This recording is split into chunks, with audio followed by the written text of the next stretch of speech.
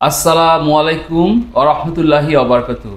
Ayesha travels and ট্যুরিজমের পক্ষ থেকে আপনাদের সকলকে জানাই আন্তরিক শুভেচ্ছা ও স্বাগতম। ক্রোয়েশিয়া যাওয়ার ব্যাপারে কতগুলো ধাপ আছে বা কতগুলো প্রক্রিয়া আছে। আপনি যদি এই প্রক্রিয়াগুলো ঠিকঠাক মতো জানেন তাহলে ক্রোয়েশিয়া যাওয়ার ব্যাপারে আপনি কখনোই প্রতারিত হবেন না বা কখনোই ঠকবেন না, যদি আপনার সকল ডকুমেন্টস ঠিকঠাক থাকে। তাহলে চলুন আমরা সেই প্রক্রিয়াগুলি কি তা জানি। আজকের ভিডিওতে মূলত আমি এই বিষয়গুলি নিয়ে আলোচনা করব। ভিডিওটি শেষ না হওয়া পর্যন্ত আমার সাথেই থাকুন।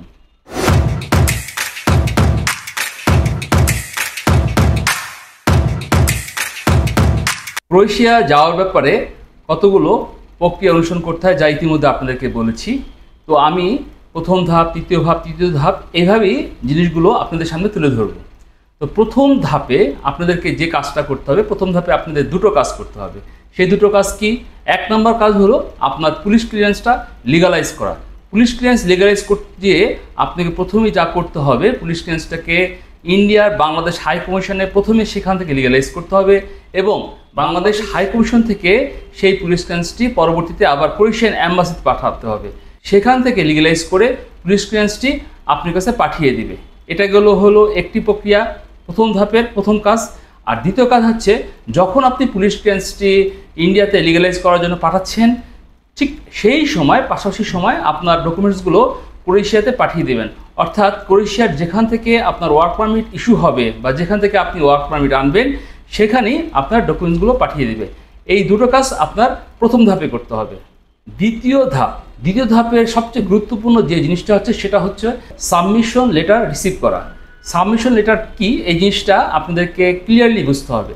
আপনি যখন ডকুমেন্টসগুলো ক্রোয়েশিয়াতে পাঠিয়েছিলেন ওই সময় ক্রোয়েশিয়ান কোম্পানি আপনার ডকুমেন্টসগুলো যে বুঝে পেল বা রিসিভ করলো তার একটা প্রমাণস্বরূপ আপনার কাছে তারা সাবমিশন লেটার পাবে।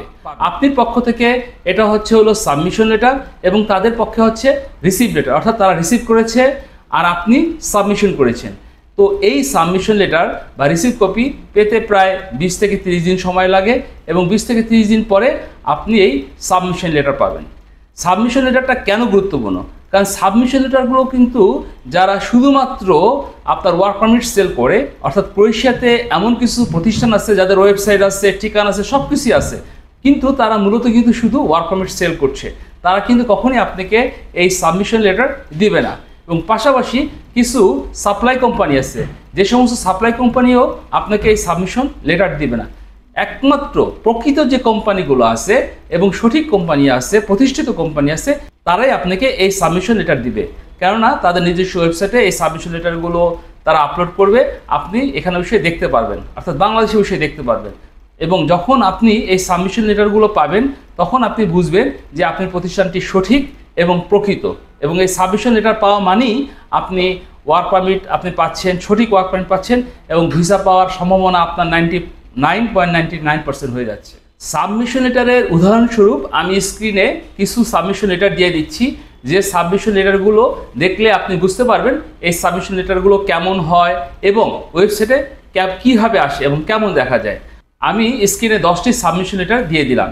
এই সাবমিশন লেটারগুলো আমার প্রতিষ্ঠান আয়েশা ট্রাভেলস অ্যান্ড ট্যুরিজম কর্তৃপক্ষ গত 18ই সেপ্টেম্বর রিসিভ করেছে এবং এখানে আয়েশা ট্রাভেলস অ্যান্ড ট্যুরিজমের সম্মানিত 10 জন ক্লায়েন্ট এই সাবমিশন লেটারগুলো পেয়েছেন। এবং এই সাবমিশন লেটারগুলো দেখতে ঠিক এরকমই হয়। যদি আপনি কোনো প্রতিষ্ঠানে ডকুমেন্টস পাঠান, সেই প্রতিষ্ঠান আপনাকে ঠিক এরকমই একটি সাবমিশন লেটার দিবে। তো সুতরাং আপনার পরবর্তীতে আর প্রতারিত হওয়ার কোনো সুযোগ থাকবে না যদি দেখেন আপনার সাবমিশন লেটারগুলো এমনই থাকে।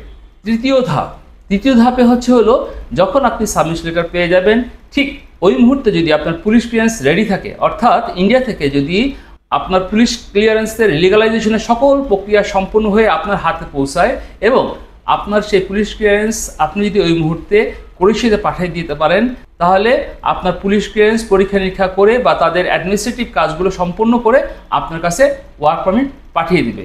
এভাবে আপনার তৃতীয় ধাপ সম্পন্ন হবে। এবার হচ্ছে চতুর্থ ধাপে আপনার ওয়ার্ক পারমিট, অ্যাপয়েন্টমেন্ট লেটার, অর্থাৎ ইন্ডিয়াতে অথবা নেপালে যেখানেই আপনার ডকুমেন্টস জমা দিবেন ভিসার জন্য, সেখানে ভিসার জন্য ডকুমেন্ট জমা দেওয়ার আগে আপনাকে একটি অ্যাপয়েন্টমেন্ট নিতে হবে, অর্থাৎ কোন তারিখে আপনি আপনার ডকুমেন্টসগুলো জমা দিবেন সেই তারিখটা আগে থেকে একটা অ্যাপয়েন্টমেন্ট নিয়ে নিতে হবে। এবং সেই অ্যাপয়েন্টমেন্ট লেটার, আপনার পাসপোর্ট, আপনার ওয়ার্ক পারমিট ইত্যাদি আনুষঙ্গিক অন্যান্য সকল ডকুমেন্টস নিয়ে আপনি নেপালে বা ইন্ডিয়ায় যাবেন সেই নির্দিষ্ট তারিখে এবং আপনার ডকুমেন্টস জমা দিবেন।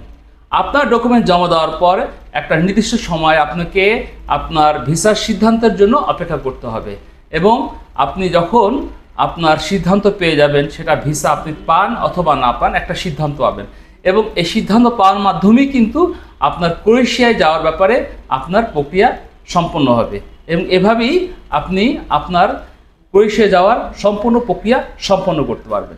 সর্বশেষ বলতে চাই, যারা ক্রোয়েশিয়া যাবেন বলে মনস্থির করেছেন তারা আমার দেখানো এই প্রক্রিয়ার মাধ্যমেই আপনাদের ফাইল প্রসেসিং করবেন, তাহলে ইনশাল্লাহ আপনাদের ক্রোয়েশিয়া যাওয়ার ব্যাপারে আপনি কোথাও প্রতারিত হবেন না।